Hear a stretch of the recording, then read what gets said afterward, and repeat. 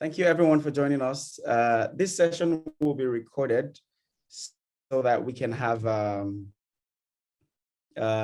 record of the event. And please, to all our audience, feel free to go in the chat session, introduce yourself and tell us where you're calling from. We would like to know.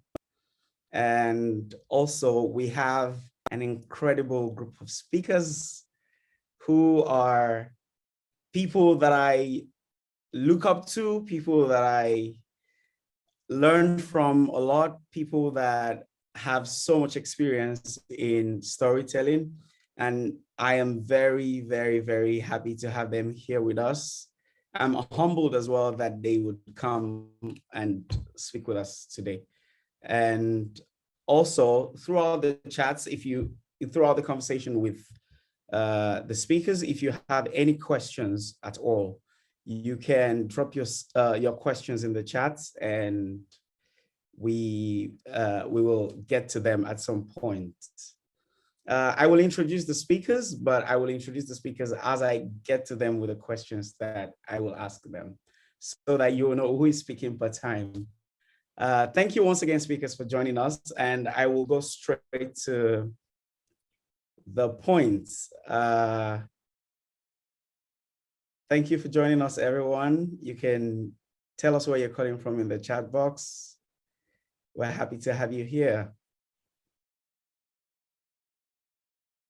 Okay, some more people are still joining us, and then we can wait a few minutes and then we'll go right into the conversation for today.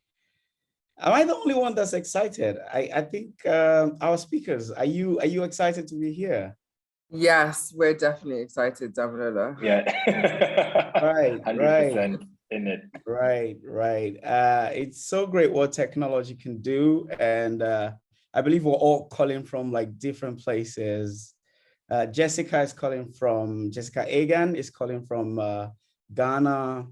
Sam Soko is calling from Kenya. Judy is calling from Kenya, Nairobi. And Cara is calling from just outside New York in the United States. And we're happy to have all of you here joining us.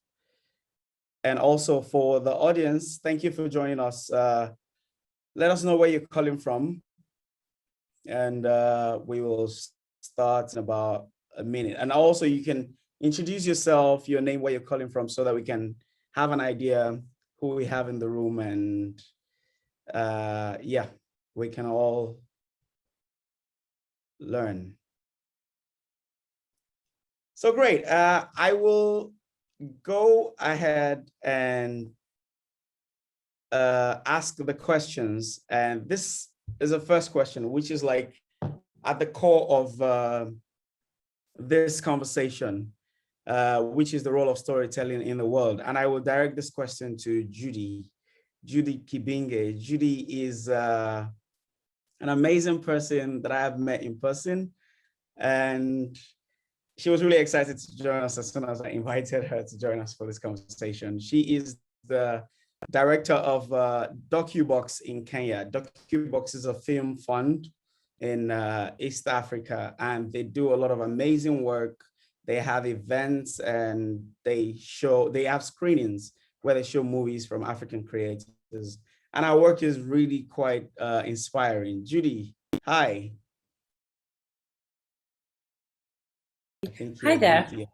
Hi, Judy. Hey. We're glad to have you here. All right, Happy so I will ask you the first question. Yeah, so I will ask you the first question, which is like at the core of this conversation.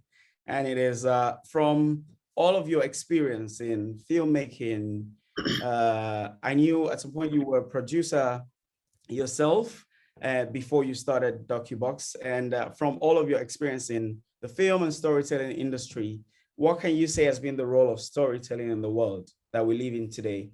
And that's one question. It's going to be a two-part question. And the second part of the question is, how does this change the role of storytelling? How does it change as we move forward in the times that we are? So over to you, Judy. Okay, that's a big question. No pressure, right? No Okay, pressure well, yeah, at all. it's lovely to be here. And yeah, you're right. Just a little bit about DocuBox. We are a film fund, but we've kind of grown a little bit, actually a lot larger than a film fund, because as you say, we're happy to always be interacting with audiences. But the main thing we are is we exist to support independent filmmakers and independent storytellers, because the world just needs independent storytelling. What is that? Every time, and we live in an era and a time of fake news, to a point that I don't know if anyone noticed, but April Fool's Day just was flat this time.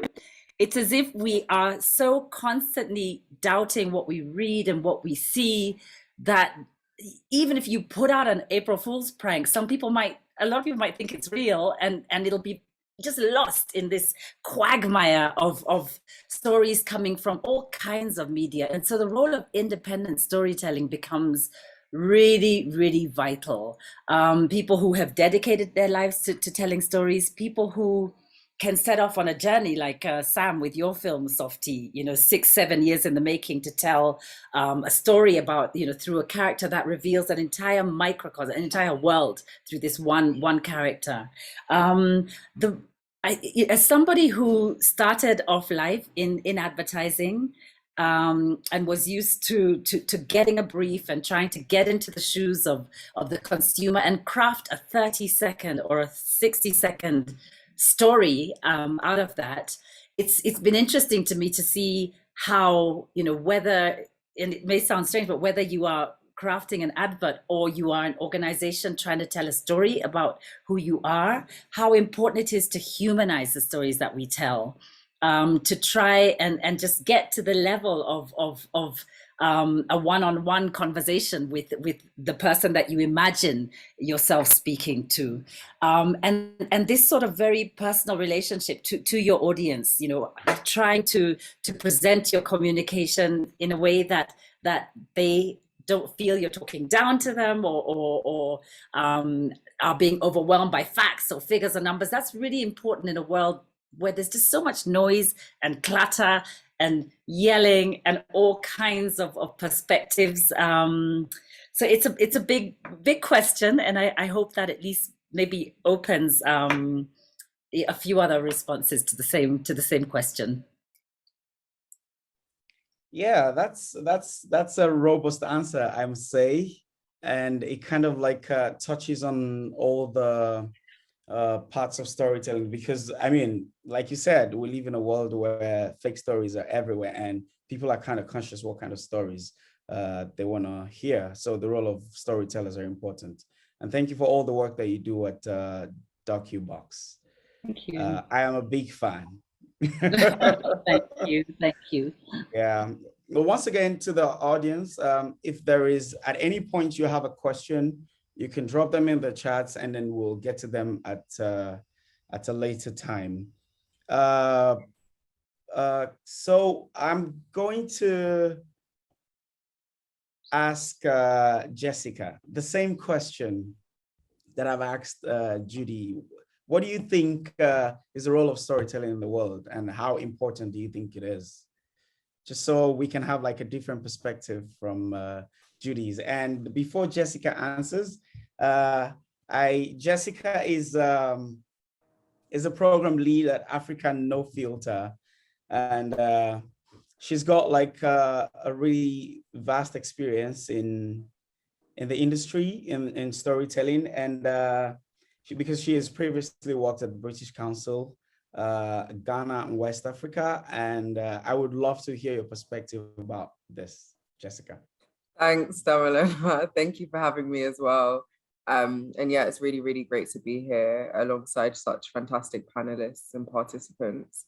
So a question being, what is the role of storytelling in the world? And of course, I work for AfricaNoFilter, as you mentioned, previously worked for British Council, and I'm also a writer, a screenwriter, and a playwright.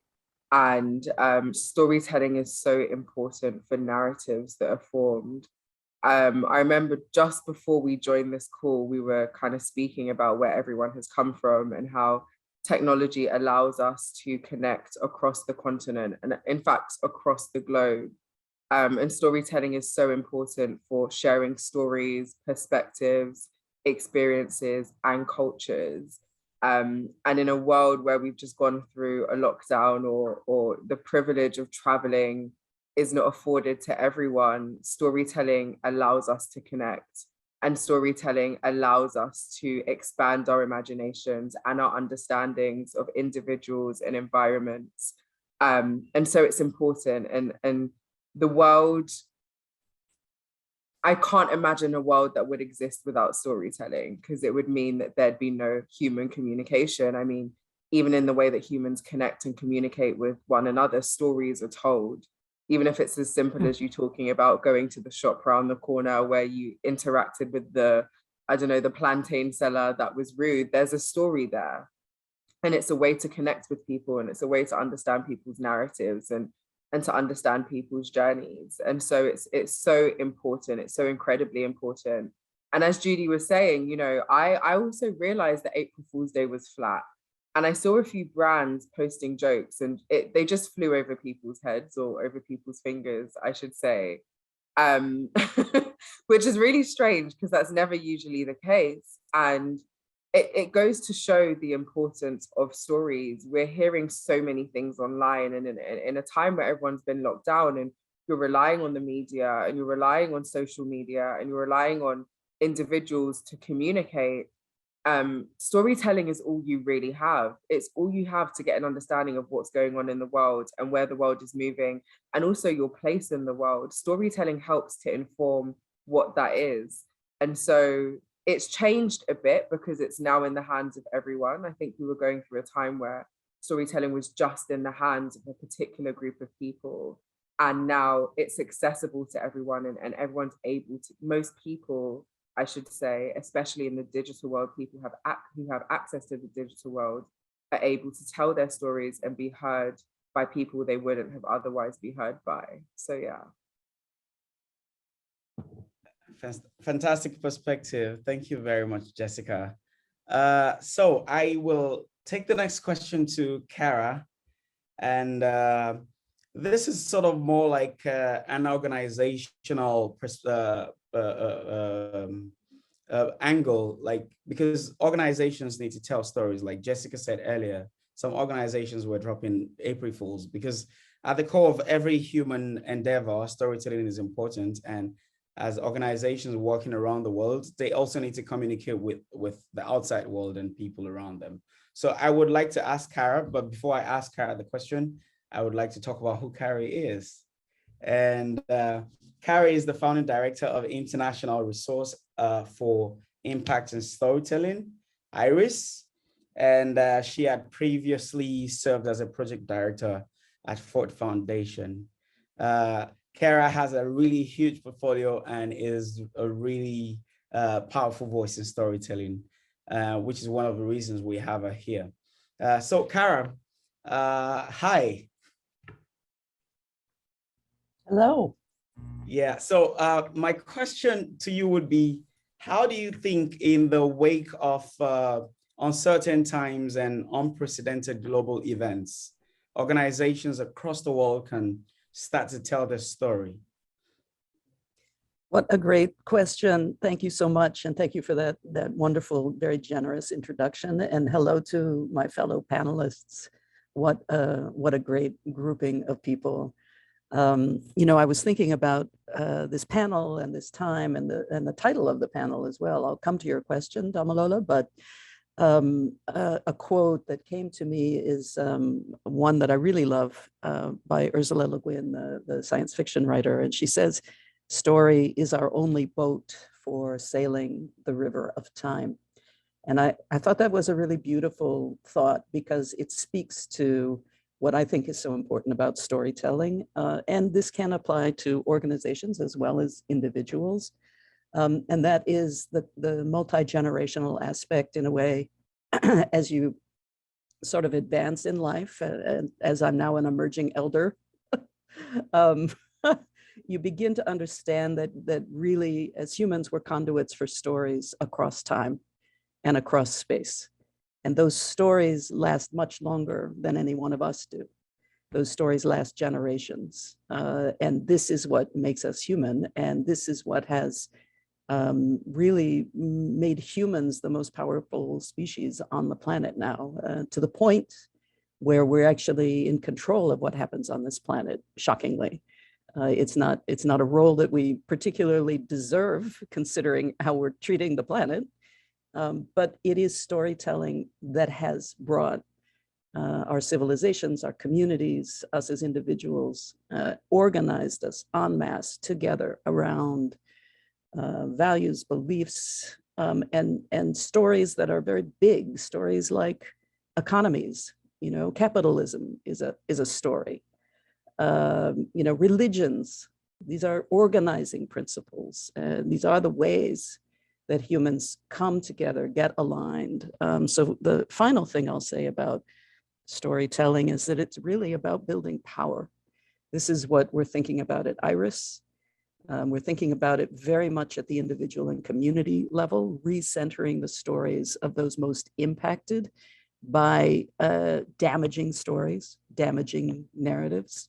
And I think if you apply this organizationally, really organizational stories, individual stories, they each reflect the other. So I guess I would say to your question about organizations, you know, in a very volatile time, you know, the thing to think about is what values do you want to project? What future do you want to imagine, and do you want to align people around? And then how can the stories you tell reflect that? Wow, that's an amazing response. Thank you so much, Cara, for that.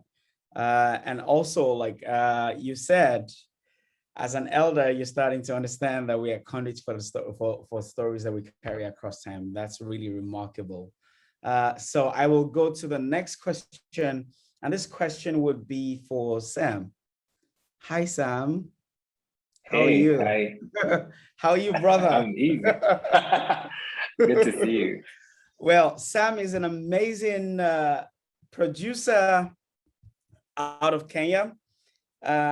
Is an award-winning producer, director, and his film about his film Softy was one of the stories that will always stay in my heart, because it is such a powerful story in that it captures life and time as it was happening in the life of his subject at the time, and it was so powerful because it was, I mean, it was just so powerful.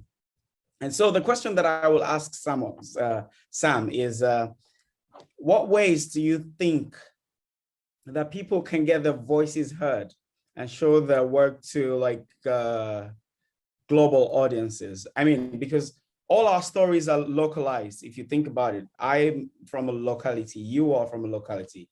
We all tell our local stories, but in what ways can we get to show our stories or to get our voices heard, either as individuals or as organizations, to the global audiences that we are trying to reach? Well, another massive question. Thank you so much, Damilola. Really amazing to be in this panel and with people I admire and I look up to, I would say, for, you know, and in this world of storytelling and filmmaking in my part. So I'm a filmmaker based in Kenya, working with LBXAfrica. And I think in the last almost decade now, there's been a struggle, I would say, in trying to tell our own stories in our space with our voice and having these stories resonate beyond our borders. I think, like you said, a lot of people work in telling or trying to tell stories, writing, filmmaking, plays, all these aspects, photography. And we always get at this, call it roadblock, where it's like, how does it move beyond the space you're in? And the interesting part is the idea of ownership of these stories and the ideas of the representation of these stories, in a sense, play a very big role and part in why it's very difficult to get these stories out there. Because when it comes to ownership, the stories that are big and engaged beyond the African continent do not belong to people in the African continent. The idea that these stories that are outside or out there being representative of who we are not representative of who we are because they're not about us. And that's what a lot of filmmakers and storytellers have been trying to do or change in the last couple of years. It's part of the process and work that Cara and Judy and the guys at AfricaNoFilter have been working towards, because it's all about the ownership of our stories and us being the guides to these stories. You were talking about Softy, and I would dare say Softy would have been a very different film if it was told by someone who's not from Kenya. And if by us being able and by us engaging and supporting in honest collaborations, in honest engagements with collaborators all around the world, that's how that accessibility is gained. I don't think accessibility is gained through silos, in being like, I'm just going to build my Kenyan industry and all of a sudden the world is going to receive it. I think accessibility for our stories has to begin with a certain level of collaboration within our continental space, but also with a global space. I had a conversation recently with filmmakers from Colombia, and we speak a different language, but share very similar challenges and engagements. And it was interesting that they would struggle to see or find an African film or no African filmmakers. And it's the same thing from our end. And I think in providing these engagements and these conversations and that kind of cross movement of our work, then it all of a sudden becomes possible for there to be great accessibility. It's more of like a marathon race rather than a sprint, more or less. Right. Thank you so much, Sam, for that insightful response. And one of the things that you said that really caught my attention is that we've got to find ways to collaborate so that we can get our stories all out there. And I will right now ask the audience, if you have any questions whatsoever for any of the panelists, please feel free to drop them in the comments and we'll get to them at some point. Okay, so I will go back to Judy. Judy, hi again. Hi. Hi All again. right, so yeah, at the core of storytelling, there are usually certain voices that are always like underground. They're called the minority voices. How do you think we can help amplify minority voices with storytelling? Okay. You know, I'm just gonna just maybe share a story of just when I was little, and I suppose and when I was sort of growing up as well, because I find that sometimes it's difficult for people to really understand what it's like to be a minority voice on a continent like, you know, Africa. Sam, you've just mentioned South America. You know, nose pressed against the window or the TV screen, hearing people talk about you.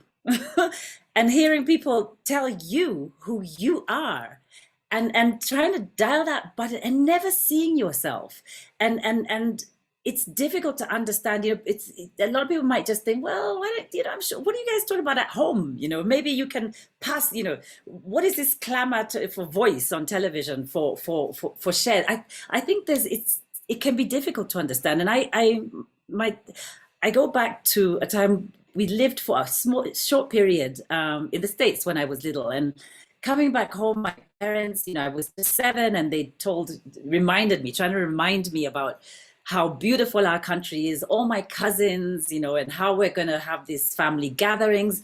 And as the plane touched down coming to Kenya, all I could do was just look out at the runway from the plane and just ask my dad, who's never let me off the hook about this, you know, Daddy, where are all the animals? Nothing that had been told to be by my uncles or my parents or my fellow African elders impacted against the things I had been seeing on TV and the things my classmates had been seeing on TV and the things that I therefore believed that I was. And whether we fully understand it or not, this constant telling us who we are does make people feel, even though they aren't, a little less, you know. And so this question that you ask, you know, like how do you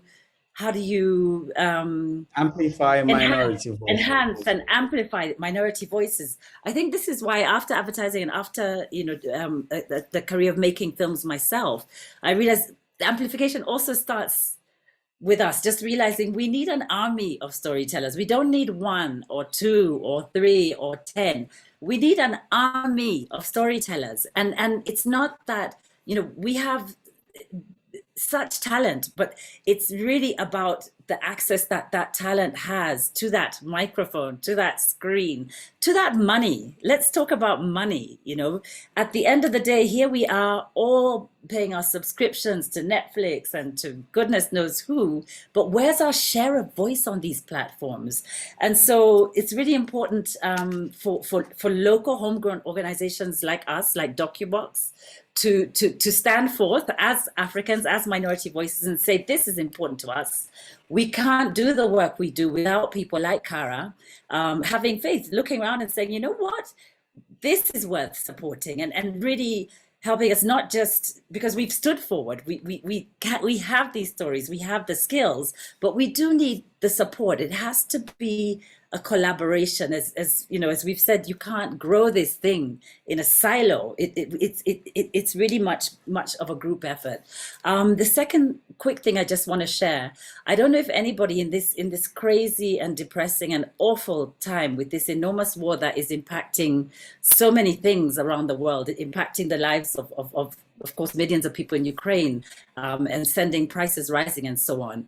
And in these conversations, Africa would never really be looked at or thought of as something to turn to or listen to. And I don't know how many people caught the speech that went viral from Ambassador Martin Kimani at the Security Council, when he stood up and he told the story of empire. And he talked about just the dying embers of empire. And he talked about Russia as a colonial force. And he gave the wisdom that we had as a continent fractured by all these different colonial empirical forces. And he spoke about the choice we'd made. And listening to him, you could feel us all swelling, because for some, you know, because once you are excluded from powerful tables, where do you show your storytelling skills? Because that is what he told a story. And so we need to fight. We need to fight to be at powerful tables where we are able to tell our story with all the history and the brilliance that we have. We need to form organizations like DocuBox and like AfricaNoFilter, and we need the support of Iris, of Ford Foundation, of all the different organizations listening, because we can't just stand in the forest and shout to ourselves. It really is a massive collaborative effort, and our voices matter because we are as human as every single other person on this planet, and our stories are just as important. Right. Thank you so much, Judy. I like the fact that you say we need an army of storytellers. It's got to be more and more and more numbers. I also agree with you. And I think it's also important for us to, you know, empower minority groups and people in the minority to be able to access. You mentioned money. We're coming to money shortly, but I also I believe that because we cannot do anything with money, to be honest. But I also believe that it's important to give the mantle to minority groups to be able to share stories from their own perspective. I feel like that is really important. And it's one of the core of our work at StoryMaxima. We're looking to collaborate with organizations like yours, like Iris, like AfricaNoFilter, to raise that army of storytellers that will tell our stories across the continent, across the world. Yeah, you mentioned money, and we're going to money right now. Thank you very much for introducing us to that, Judy. And I know, of course, I know, you know, who I'm going to ask the money question. I'm either going to ask Iris or I'm going to ask AfricaNoFilter. And I will direct this question to Jessica first, and then to Cara. So the question is, funding is really important to storytelling. No lies, right? It's really extremely important to storytelling. And the question goes, how can African storytellers, I mean, not just African storytellers, but storytellers across the world, but I know AfricaNoFilter works with Africans, so I'm directing the question to Jessica. How can African storytellers access more funding or access funding for telling the stories? Sure, thanks for the question. So what we do at AfricaNoFilter is we are primarily a grant-making organization. And so we give grants to storytellers, both on and around the continent, who are kind of pushing our mission of shifting narratives about Africa and Africans. So through whatever kind of creative or artistic mediums are kind of pushing out these contemporary nuanced stories about Africa and Africans. And one of those mediums is film. And so we've kind of put out project support grants in the past, and we're about to launch kind of like a last mile grant, which, you know, so we hosted all these focus groups, and we found that a lot of filmmakers, part of the problem is, you know, you create a film, you go over budget and you don't have the money to complete, or you don't have the money to go into post-production. And there are very few grants out there which will give you money for that. A lot of the time, you know, it's like, bring us an idea, do your R&D, and then we'll give you money for production. And so we've decided that actually we want to create this grant of about, you know, 10 to 15K, I think up to 20K, which will just allow filmmakers who are in the process, who are nearly done and just need that last bit of funding to get the work done, to complete their films, to go into post-production or to look at distribution, to be able to do that and get those stories out there. Of course, AfricaNoFilter can only fund so many people. And there are so many kind of, I mean, we have Judy on the call. Like, we've got so many fantastic organizations, Cara, who was formerly at Ford Foundation, who are giving out money. There are large international organizations who have allocated grants specifically for Africa. And so what I would do is I would advise kind of any filmmaker to go online and do the research and reach out to the program officer that works in the department that most relates to kind of what your film is about. So if you're doing a film about health, don't just reach out to arts and culture departments, reach out to kind of international health organizations, see if they have some type of budget there. Be really innovative about how you look for money, because a lot of the time there are budgets that are allocated. And if there aren't budgets that are allocated, you could be the reason that, you know, an organization decides that this is an area that we need to look into. So maybe not larger organizations such as Ford Foundation, which are massive, but smaller organizations such as AfricaNoFilter, which are flexible and are able to kind of change their strategies or adapt new practices depending on what the sector or what the ecosystem is saying.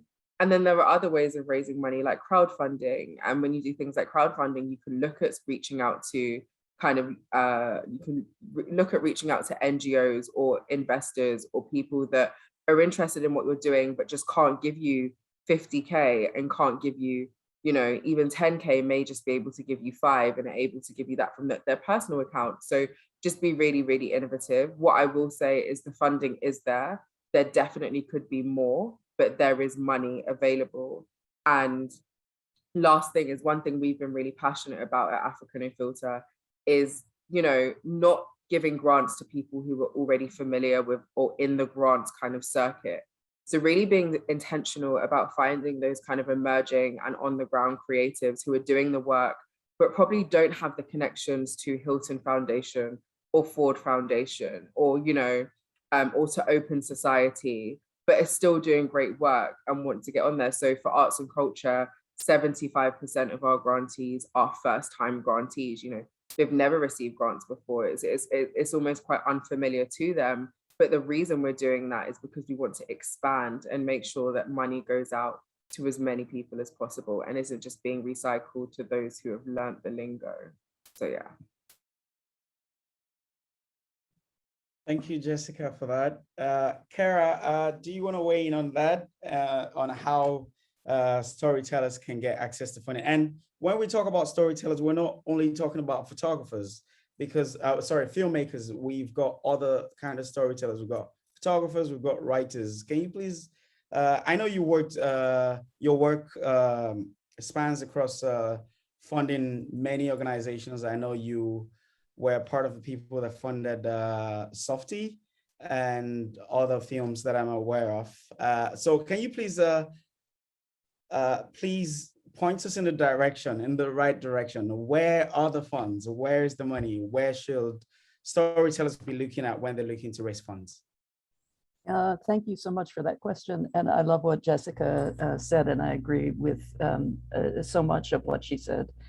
You know, essentially don't, you know, apply, and change your mindset from one of rejection and acceptance to one of circulation. In other words, even if you apply and get rejected, what you've done is put your story into circulation among decision makers.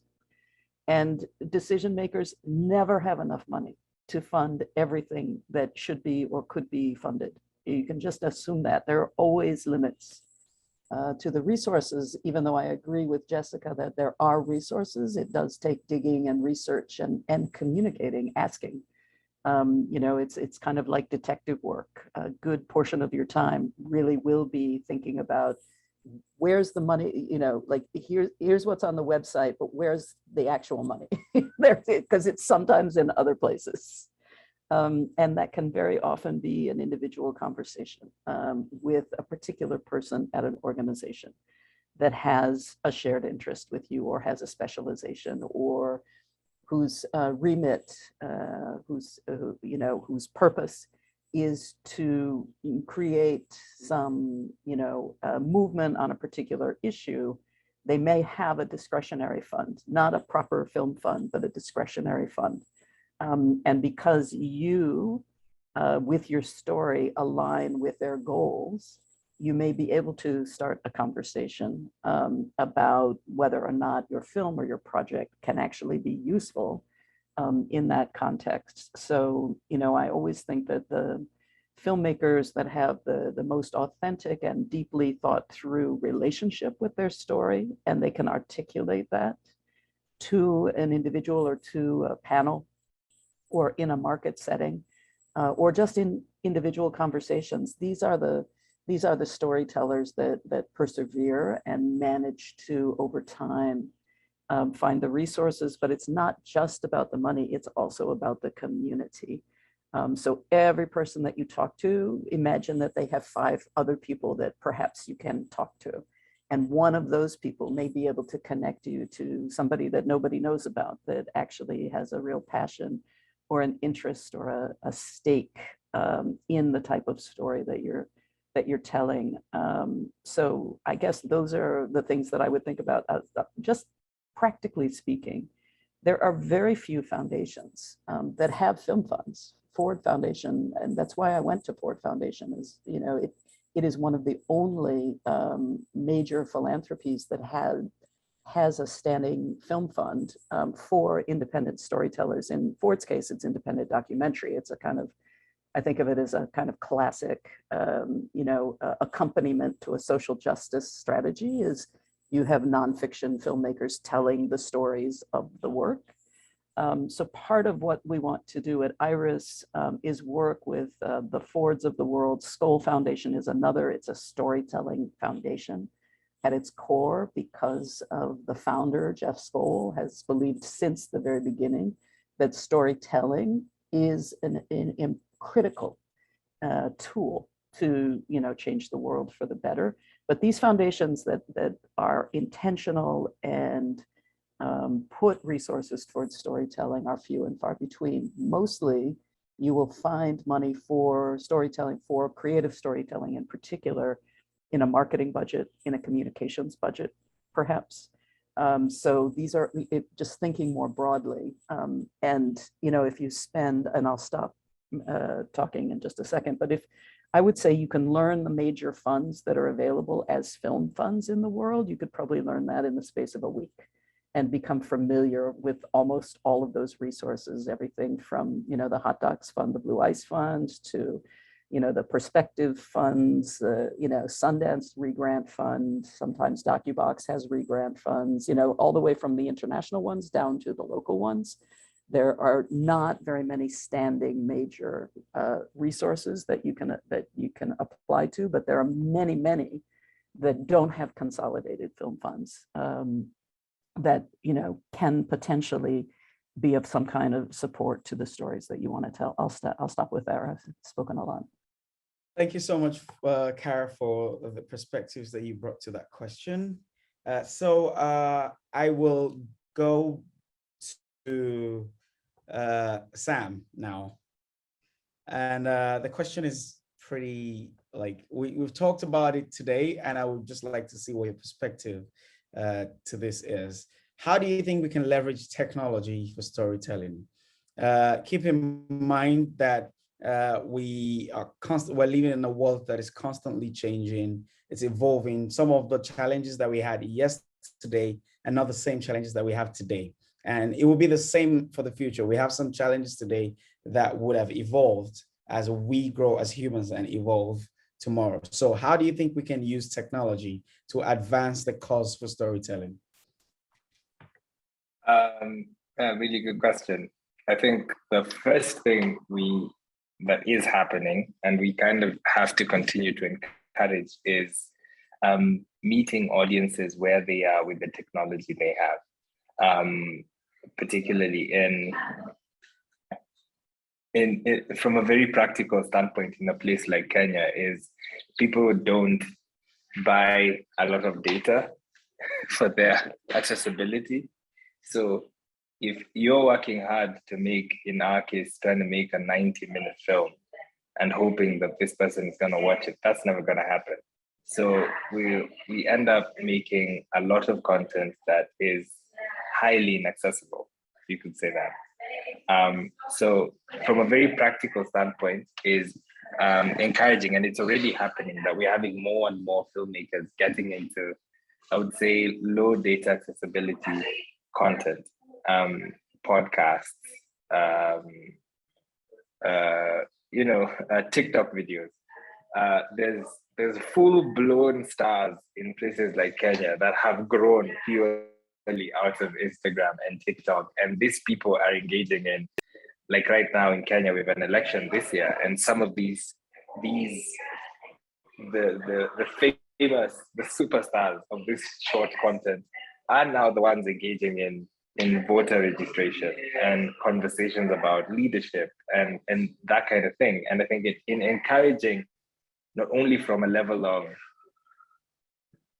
kind of, in a way, demystifying what good story is in a very kind of like, I think there's a certain level of class stratification in terms of story. So whereby the person who's making the feature amazing film that ends up in the cinema is kind of working in high cinema, and the person who's doing the TikTok video is like the hustler. And I think just breaking that down and allowing them to be respected as storytellers in their own right, I think that builds accessibility to these stories and gives credibility to amazing stories that are being told. We know of YouTube stars that have ended up with big TV shows in different places, and I think it's encouraging that, not only with just bringing down the this class existence in storytelling, but also even with funding, just giving money to this low data accessible storytellers. That's one thing. But the other thing that technology can really help is, I would also say, encouraging research in that space to find means and ways to grow accessibility. Like I said, the number of people who can access content, particularly online content in the African space, is not high. However, it could be greater. Like, we are a population of over, I think it's close to 2 billion people right now. And I think the African continent is one of those places, for example, where there has to be a level of investment to build accessibility of content. Through whichever ways you look at it, but that accessibility is, of course, technological and allowing people to access this technology in all its different facets. And I think the more we encourage that and find ways, things like having free internet access, it is so basic. It's now to a point a human right. Judy and Jessica earlier said about the stupid April Fool's Day jokes that passed everybody's mind. And I saw one, and my first instinct was like, let me Google it. And, I have data. Many people don't have data. They don't have that accessibility to go, to refer, to check, to see this is, what's going on. And I think if we can encourage a level of investment and to make things like internet free, oh my God, this world is not ready for the stories they're gonna get from Africa. They're like, you have no idea, because all of a sudden, my mother doesn't care how much data she has. And she is able to watch a film I made.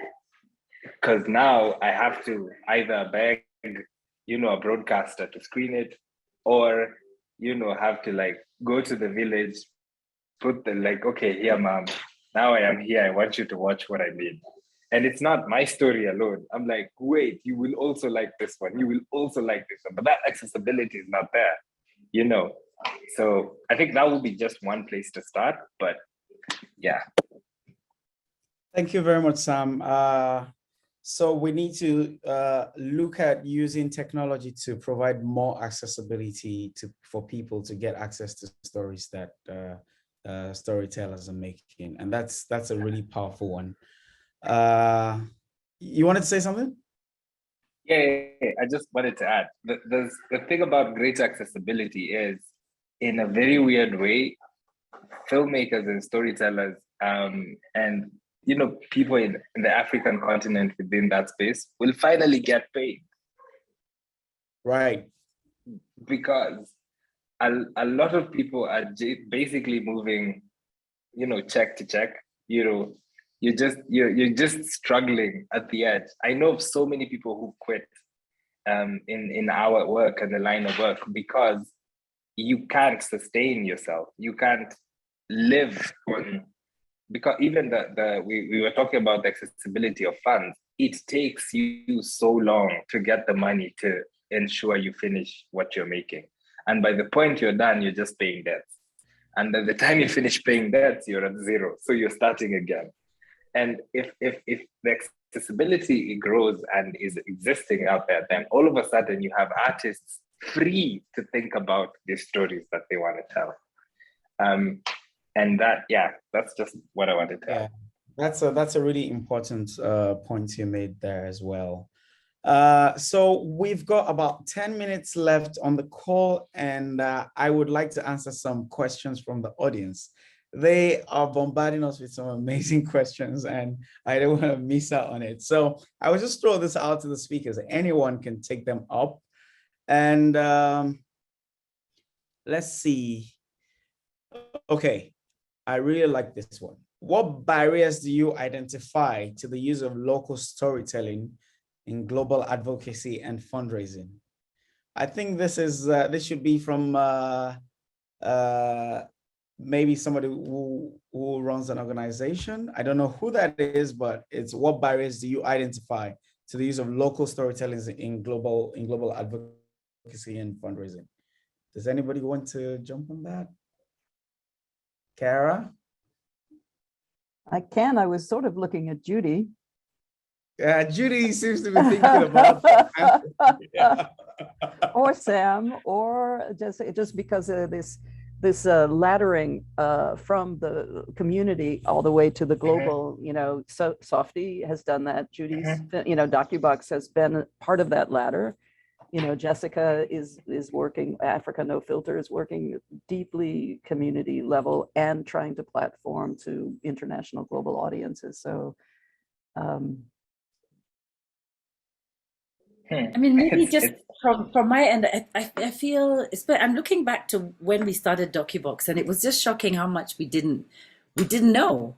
You know, you kind of assume it's like, here, take the money, great. Why aren't you successful? It's not really that simple, because, you know, if you are living in the West, you have proximity to all kinds of things, whether it's to art house cinema, which also kind of, you know, inform your aesthetic or show you what other people around the world are making, or you will have access to markets. You know, if you live in Amsterdam or in Holland, there's a market near you every single year. The whole world descends on IDFA for documentary filmmakers. And if you're a filmmaker, you're probably there as a student, you're learning, you're seeing, you're bumping, you understand there's a thing called commissioners.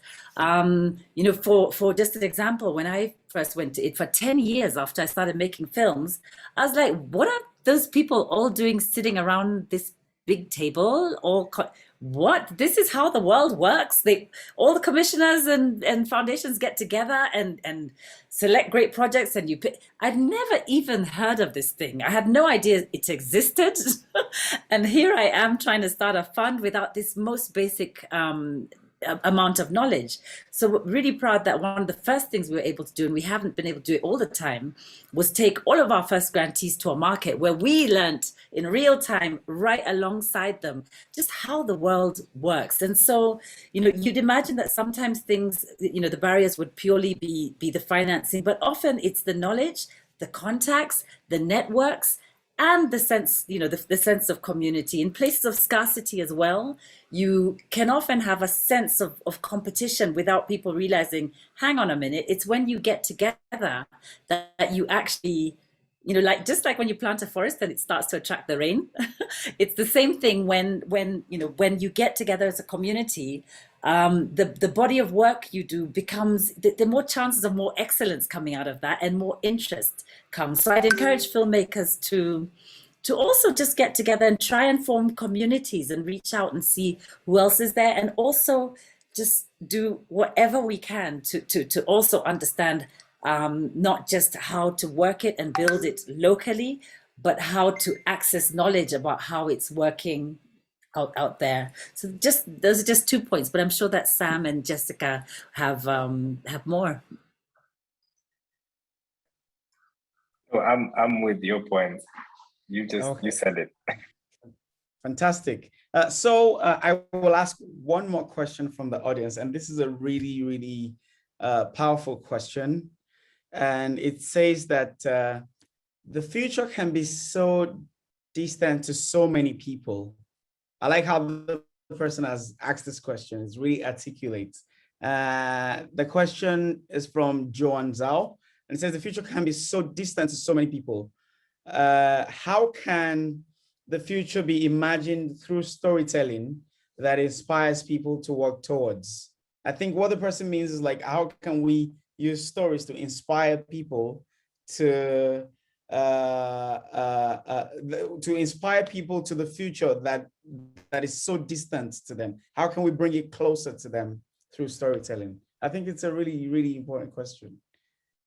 Anyone? Jessica, you want to answer that? It's a really, really fantastic question, and actually gives me a lot of food for thought. I think outside of the content of the stories that are told, acknowledging that we're not just speaking about film, we're speaking about various artistic mediums. I think that can also be displayed in where we take the content. You know, I think we can bring the future, make the future not look so distant when we look at how we handle what has been created, where we take it, and how we give it the accolades that it deserves. So it's not just about creating great content which opens your imagination and inspires you, but actually, how is that received by society? How is that received by the world? Who's backing it? Who's adding money to it? Where is it going? Is it, you know, is it opening doors for new ways of telling stories? Is it challenging how stories are told now? Are we using that work to create new innovations about storytelling? And I think that's a way to bring the future a bit closer, to repeat, not just through the type of content that we're creating, but how we handle the work that's being created and where we take it. Because what it does is it puts storytellers at the forefront and shows how kind of crucial and impactful storytellers can be in opening new doors and changing the way that society does things. So yeah. Thank you very much, Jessica, for that thought that you shared. I do not want us to end the session, but we have to come to the end, unfortunately. But we can keep this conversation going. You've met all the speakers. You have their names. You can check them out and read more about them and their work. If you want to reach out to them about anything, I'm sure you can reach out to them. I want to say very big thank you to all the speakers for coming here, and to all the participants. I want to say a very big thank you.